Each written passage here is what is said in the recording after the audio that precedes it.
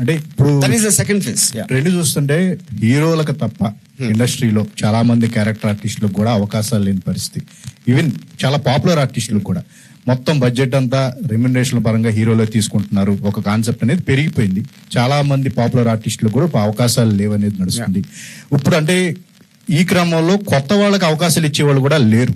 So వీటన్నిటిని మీరు దృష్టిలో ఉంచుకునే ఈ కాన్సెప్ట్ తీసుకురావడం ఇక్కడ 2 points అండి. ఒకటి, హీరోల రెమ్యునరేషన్స్ అనేది it is just misguided thing. అది అసలు కరెక్ట్ కాదు. అది ఎందుకు కరెక్ట్ కాదంటే, hero remuneration is always depending upon revenue. ఆ పిక్చర్ అందుకే అతని ఫేస్ చూడటానికి ఎంతమంది వస్తారు, రికవరీ ఎంత ఉంటున్న దాని మీదే రెమ్యునరేషన్ అనేది ఉంటుంది. So that is not correct thing.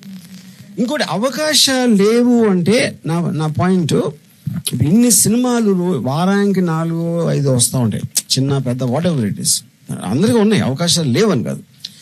కాకపోతే ఎవరైతే తీస్తున్నారో వాళ్ళు ఒక 4 కోట్లు 10 కోట్లు వాట్ ఎవర్ మనీ ఖర్చు పెట్టి రిలీజ్ టైంకి రివ్యూల మూలానో, ఆడియన్స్ మూలానో, పబ్లిక్ రివ్యూస్ మూలానో ఇది నచ్చలేదా అది నచ్చలేదా అని అప్పుడు ఏంటి, మీరు 1 year 6 months కష్టపడినా కూడా మీరు లాస్ట్లో వింటున్నారు అది.